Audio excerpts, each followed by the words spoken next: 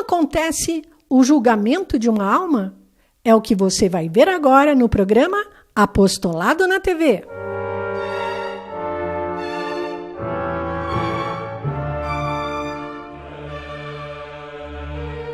Você vai morrer e vai ser julgado. Você vai para o céu, o purgatório ou para o inferno? Tudo depende desse julgamento. Jesus mostrou a Santa Brígida como acontece o julgamento de uma alma. Santa Brígida viu que se apresentou um demônio no tribunal de Deus, que tomava conta da alma de um defunto que tremia com muito medo. E o demônio disse ao juiz: Aqui está a presa. Teu anjo da guarda e eu estávamos a seguir esta alma desde o seu nascimento até a sua morte. O anjo para defender e eu para lhe fazer dano. Mas ao fim ela caiu em minhas mãos, e para atingi-la sou tão ávido e impetuoso como a torrente da tempestade que cai de cima, a qual arrasta tudo. Nada resiste senão algum forte fundamento, como âncora, isto é, como a tua justiça. Como ainda nada foi decidido neste julgamento, eu não possuo esta alma com segurança. Por outro lado, a quero com tanto empenho como um animal que se acha esfomeado pela abstinência e que de tanta fome comeria até seus próprios membros. E assim, considerando que é um justo juiz no tocante a ela, aguardo a justa sentença. Jesus então respondeu: Por que esta alma está em suas mãos e por que te aproximastes mais dela do que o meu anjo? Porque seus pecados foram muito mais do que as suas boas obras. Mostra quais foram os pecados. Tenho um livro com a relação completa de seus pecados. Que nome tem esse livro? Seu nome é Falta de Obediência, e nesse livro há 7 divisões, como se fossem 7 livros. E cada uma das divisões tem 3 colunas, e cada coluna tem mais de 1000 palavras.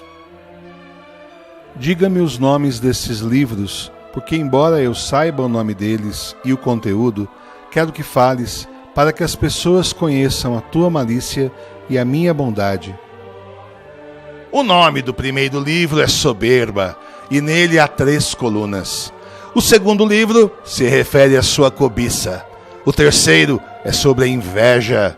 O quarto livro é sobre a sua avareza.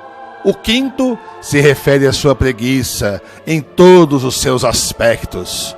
O sexto livro é a cólera, que o fazia se irritar com muita facilidade. O sétimo livro era a sua sexualidade. O juiz permaneceu em silêncio enquanto se aproximava a Mãe de Deus, que estava mais distante. Ela disse: Quero disputar com esse demônio sobre a justiça. Amadíssima Mãe, se não se nega a justiça ao demônio, como se poderia negá-la a ti, que é a minha mãe e a Senhora dos anjos? Tu pode tudo, e tudo sabe em mim, mas não obstante fala, para que os outros saibam o amor que eu tenho por ti.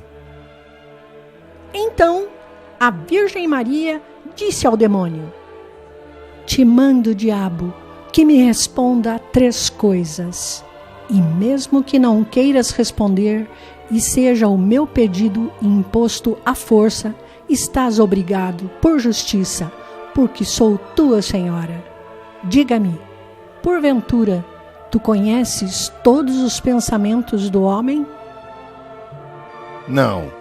Fico conhecendo somente aqueles que posso julgar pelos comportamentos exteriores das pessoas e por sua disposição em praticá-las, assim como os pensamentos que eu mesmo lhe sugiro em seu coração, pois ainda que perdi minha dignidade angélica, no entanto, pela habilidade de minha própria natureza, me ficou tanta sagacidade que pela disposição das pessoas posso entender o estado da sua mente. Mas os seus bons pensamentos não podem ser conhecidos por mim. Diga-me, diabo, ainda que seja contra a sua vontade. Quem é que pode apagar a escrita em teu livro? Nada pode ser apagado nos livros, a não ser o amor de Deus. A pessoa que tiver Deus em seu coração, mesmo sendo um grande pecador, automaticamente se apaga em meu livro muita coisa que estava escrito a respeito dele. A Virgem Maria perguntou pela terceira vez: diga-me, diabo, há porventura algum pecador tão imundo e tão afastado de meu filho que não possa alcançar o perdão enquanto vive a sua existência? Ninguém é tão pecador que, se quiser, não possa alcançar a graça de Deus enquanto vive. Sempre que alguém, por grande pecador que seja, muda sua vontade e sua disposição ruim em boa, revela que tem o amor de Deus e que quer permanecer nele. Isto acontecendo, todos os demônios não são bastante para arrancá-lo do bem e levá-lo para o mau caminho novamente. Então, Nossa Senhora disse a todos que estavam presentes: esta alma retornou a mim no final de sua vida, e ela me disse: vós sois a mãe da misericórdia e o auxílio dos infelizes. Eu sou indigno de suplicar ao vosso filho, porque meus pecados são graves e muitíssimos, e de modo audacioso provoquei a ira dele, porque amei mais os meus prazeres e o mundo que a Deus, meu Criador. Por isso eu rogo, tenha misericórdia de mim. Vós que não a negais a ninguém que lhe peça, e portanto me volto a vós e prometo que, se viver, quero me corrigir e retornar por minha vontade ao vosso Filho, e não amar nenhuma outra coisa senão a ele. Mas sobretudo me pesa e me arrependo, sinto não ter feito nada para honrar vosso Filho, o meu Criador. Assim eu rogo, piedosíssima Senhora, tenha misericórdia de mim, porque a ninguém senão a vós tenho para recorrer. Com tais palavras e com esse propósito, esta alma veio a mim no final de sua vida. Eu pergunto, não devia ouvi-la? Quem, se de todo o coração e com um firme propósito de se corrigir na sua existência, fazendo uma súplica desta a outro, não merece ser ouvido? E quanto mais eu, que sou a mãe da misericórdia, não devo ouvir a todos os que invocam o meu auxílio? Nada sei a respeito desse propósito, mas se é segundo dizes, prova-o com razões manifestas. És indigno que eu te responda. No entanto, porque isto se faz para proveito de outros, vou te contestar. Tu, miserável, falaste que nada daquilo que está escrito em teu livro pode ser apagado, senão pelo amor de Deus. Meu filho, faça que o diabo abra esse livro e leia, e veja se tudo está ali, escrito por completo, ou se tem algo apagado. Então, Jesus disse ao demônio: onde está o teu livro? Em meu ventre. Qual é o teu ventre? Minha memória, porque no ventre está toda imundície e fedor. Assim, em minha memória está toda perversidade e malícia, que como péssimo fedor cheira em tua presença. Pois quando por minha soberba me afastei de ti e da tua luz, achei em mim toda a malícia, e se obscureceu a minha memória com respeito às coisas boas de Deus, e ficou nesta memória escrita toda a maldade dos pecados. Te ordeno que vejas com esmero e procures em teu livro o que está escrito, e se algo foi apagado sobre os pecados desta alma, e diga publicamente: olho o meu livro e vejo as coisas escritas de modo diferente do que eu pensava. Vejo que foram apagados aqueles 7 livros, divisões do livro da falta de obediência, que eu tinha nomeado anteriormente, e nada resta deles no meu livro, senão atrevimentos e licenciosidades. Então, Jesus disse ao anjo da guarda da alma: onde estão as boas obras desta alma? Senhor, todas as coisas estão na vossa presciência e conhecimento, tanto as presentes como as passadas e as futuras. Tudo nós conhecemos e vemos em vós, e vós em nós. Nem necessitamos de enumerá-los, porque todos eles vós conheceis. Mas porque quereis mostrar o vosso amor, o Senhor manifesta a vossa vontade a quem vos satisfaz. Desde que no princípio uniu esta alma ao corpo, eu estive sempre com ela, e tenho também escrito um livro de suas boas obras, e se quiserdes ver este livro, está em vosso poder. Não convém julgar, senão depois de ouvir e entender o bem e o mal, a fim de que tudo seja examinado cuidadosamente, a fim de que a sentença proferida represente o equilíbrio da verdade e a justiça, seja para a vida ou para a morte. Meu livro é denominado Obediência, com que ele vos obedeceu, e nele há 7 colunas. A primeira é o batismo, a segunda é sua abstinência jejuando e se reprimindo das obras ilícitas, nos pecados e até no prazer da carne e nas tentações. A terceira coluna é a oração e o bom propósito, que com respeito a vós ele teve. A quarta são seus bons feitos em esmolas e outras obras de misericórdia. A quinta é a esperança que ele tinha em vós. A sexta é a fé que ele teve como cristão. E a 7ª coluna é o seu amor a Deus. Jesus perguntou ao anjo bom: Onde está o teu livro? Em vossa visão e amor, meu Senhor. A Virgem Maria disse ao diabo em tom de repreensão: Como guardaste o teu livro e como se apagou o que nele estava escrito? Ai, ai, por que me enganaste? Jesus disse à sua mãe: Neste particular, a sentença te foi favorável, e com justiça ganhaste essa alma. Perdi e fui vencido, mas diga-me, juiz, até quando posso ter esta alma por seus excessos e atrevimentos? Eu te manifestarei. Os livros estão abertos e lidos.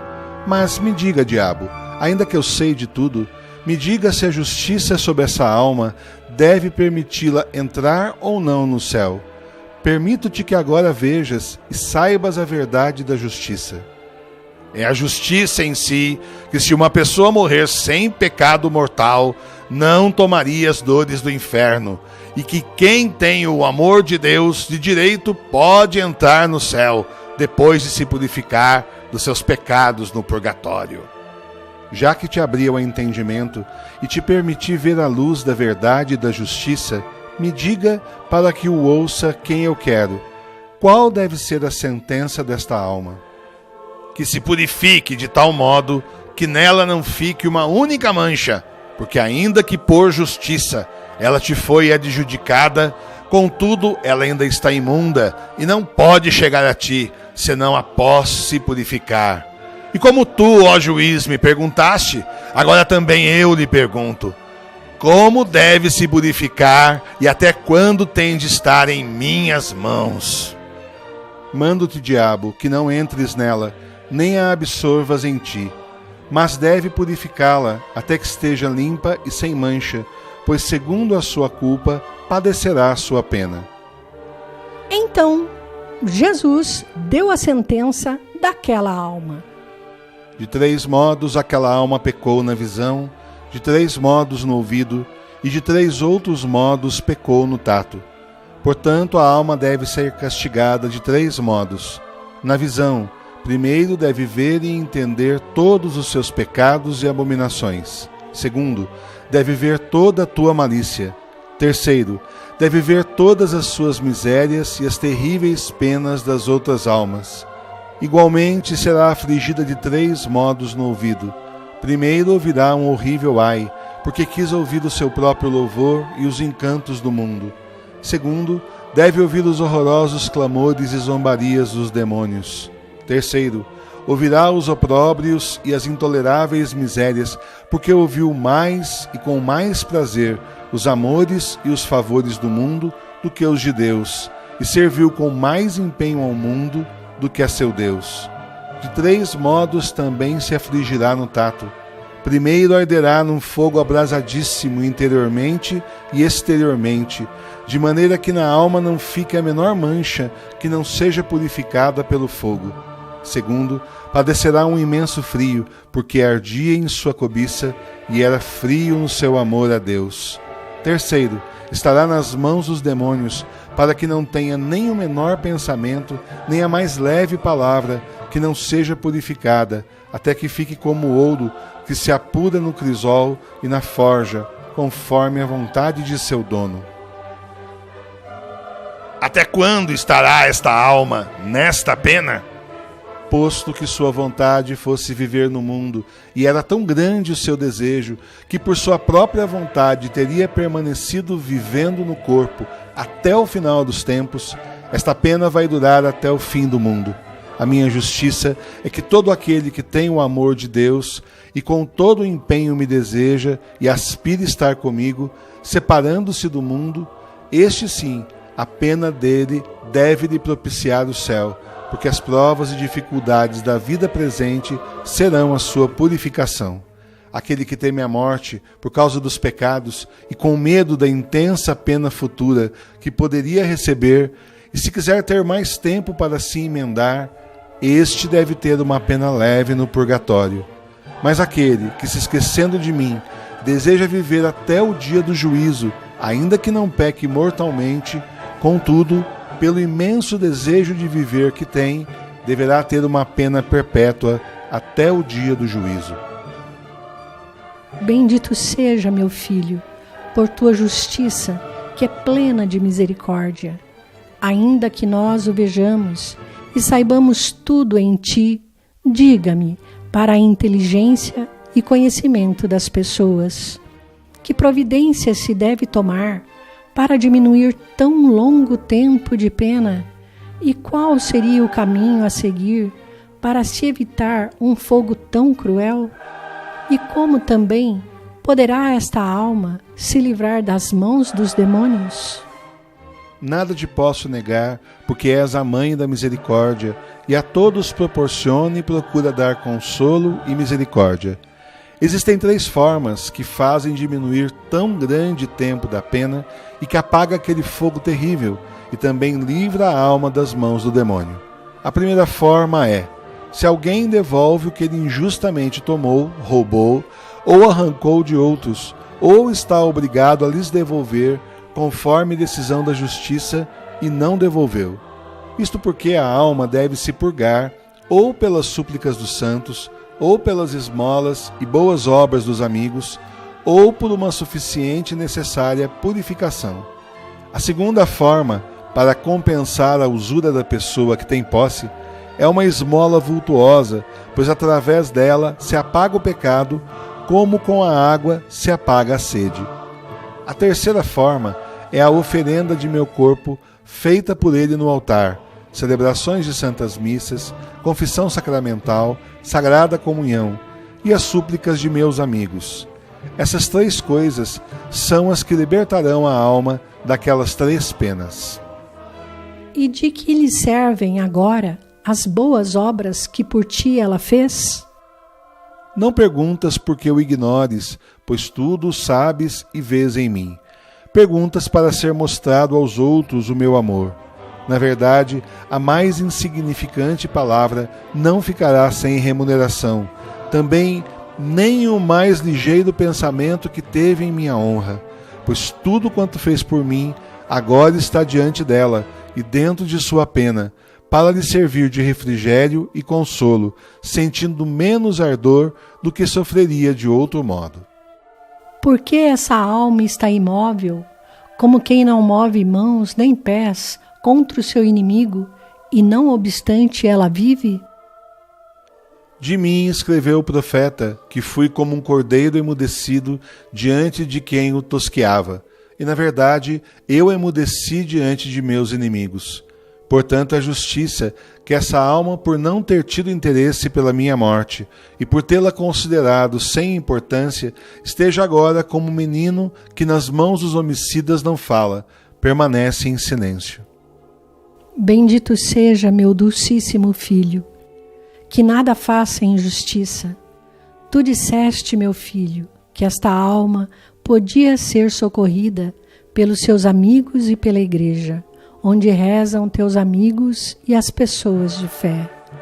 E por outro lado, bem sabes que ela me serviu de 3 modos. Primeiro, com a abstinência, pois jejuava nas vigílias das minhas festividades, e nelas ela se abstinha em meu nome. Segundo, porque li o meu ofício. E terceiro, porque cantava em minha homenagem.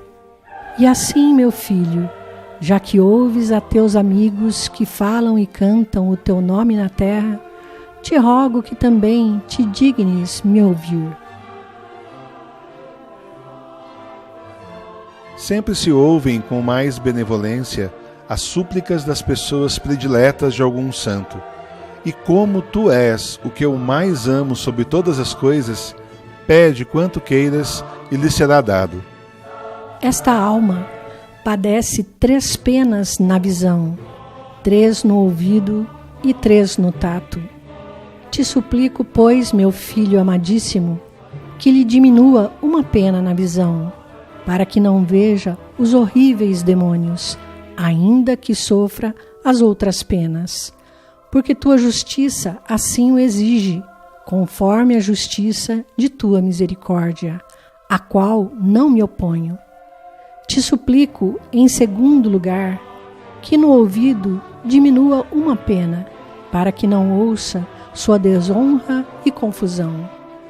Por último, te rogo que no tato lhe tires uma pena, para que não sinta esse frio maior que o gelo, o qual o merece ter, porque era frio em teu amor. Bendita seja, amadíssima Mãe, a ti nada se pode negar. Faça-se a tua vontade e seja conforme o teu pedido. Bendito seja tu, meu dulcíssimo filho, pela imensidão de teu amor e misericórdia.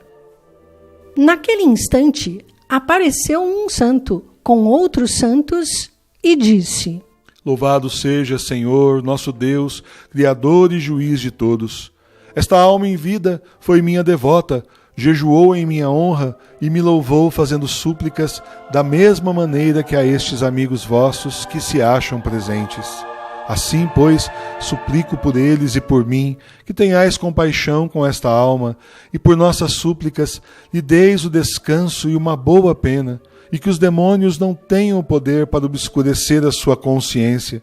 Por se não lhes contém a fúria, eles irão obscurecê-la de tal modo que nunca essa alma conseguiria esperar o termo de seu infortúnio e atingir a glória, senão quando fosse tua vontade de olhar especialmente para ela com tua graça. Portanto, piedosíssimo Senhor, concede-lhe por nossas súplicas que em qualquer pena que ela receber, saiba positivamente que, acabando a pena, conseguirá então alcançar a glória perpétua. Assim o exige a verdadeira justiça, porque esta alma afastou muitas vezes sua consciência dos pensamentos espirituais e do entendimento das coisas eternas, e quis obscurecer sua consciência sem temer trabalhar contra mim, e portanto justo é, repito, que os demônios obscureçam a sua consciência. Mas porque vós, meus amadíssimos amigos, ouvistes as minhas palavras e as colocastes em obra, não se deve negar nada a vós, e assim farei o que pedis. Então responderam todos os santos: Bendito seja Deus em toda a vossa justiça, que julga justamente e não deixa nada sem castigo.